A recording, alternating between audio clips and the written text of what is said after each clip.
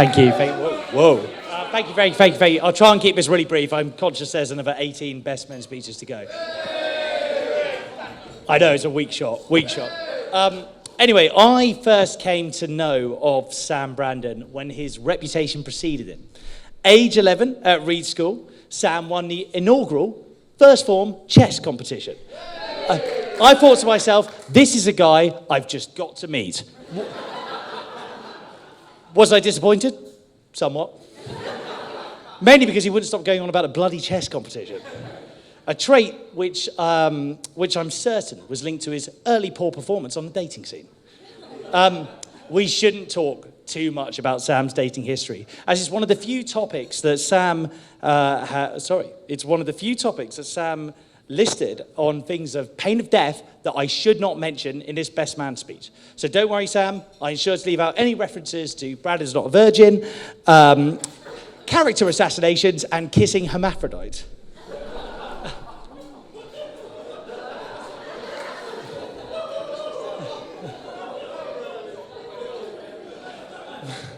It's fantastic to see so many people who've travelled so far to celebrate Sam and Emily's marriage.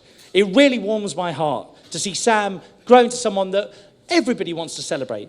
But this wasn't always the case. I'll never forget Sam's 20th birthday party where he invited 87 people, almost as many as people in this room. He had the party rings out, cases upon cases of warm Fosters, more crisps than a late night off licence. Unfortunately for Sam, only Ashanti and I showed up. Oh, wow.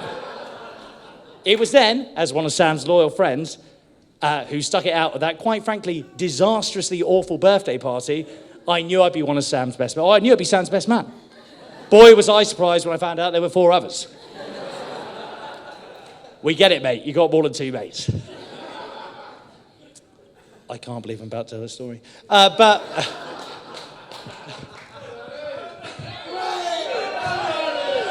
what makes Sam such a popular guy? There are so many great qualities. Firstly, Sam has always had a curious fascination with the opposite sex, whilst also managing to be incredibly respectful and chivalrous. One bank holiday Sunday, when Sam, Will, Jake, and I headed up to the pub and met some, shall we say, more mature women who were keen to find a party with some strapping, handsome young gentlemen, and Sam. Being true gents, we invited them back to my mummy and daddy's pool house for a nightcap. As you can imagine, the Lambrini started to flow, and quick as a flash, one of the women began dancing around half naked. The girl in question was very proud of her paid-for assets. So proud, in fact, she wanted everybody to cop a feel. Everyone but Sam, who was awkwardly leering towards the side of the party.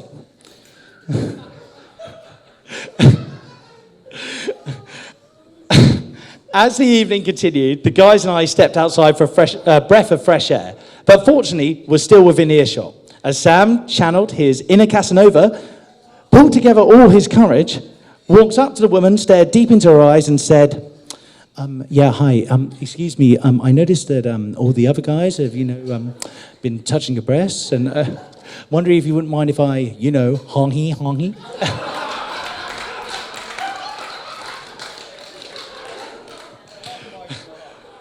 With charm like that, there's no wonder Emily is marrying him. Now, not everybody knows this, but Sam had a brief criminal career. As a young man, Sam coveted the finer things in life, and he yearned for a new MacBook. So he hatched the perfect crime: to commit insurance fraud by abusing the Curry's PC World accidental damage clause. Sam would accidentally spill a Coke on his laptop, take it into the shop, and receive store credit to finally purchase that sweet, sweet MacBook Pro. The night of the caper, Sam lay his old faithful laptop in a bathtub, and much to Nicola's horror, soaked it and marinated it in a large bottle of full-fat Coke.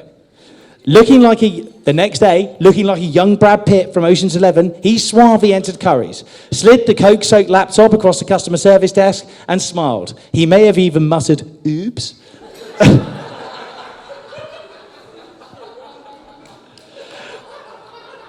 The Curry's employee said, "Let me have a look at this, sir, and we'll see what we can do."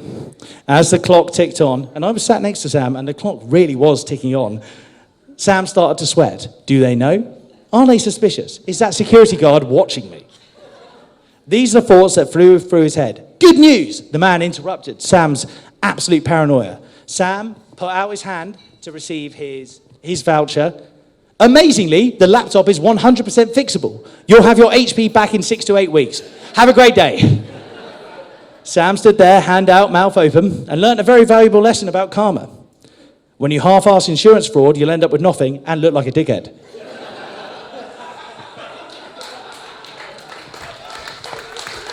So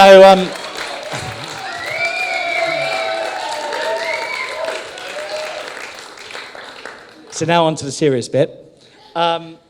As Emily can... Oh, sorry.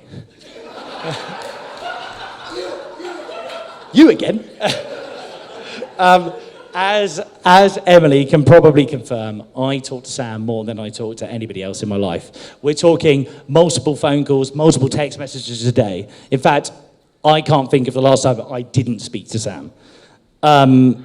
Sam has always been, in genuine seriousness, an incredible friend to me. And he's helped me through some really, really challenging and difficult times in my life. I'll always be very, very thankful to him for the support he's given me. I was absolutely honoured to be asked to be one of his best men. As Sam mentioned, I was also there when he first met Emily, that fateful evening on Glycina Road. I still maintain she was staring at me first. She's doing it right now, look. Emily, eyes are up here, eyes are up here. All jokes aside, I can absolutely tell you he's found the girl he's meant to be with.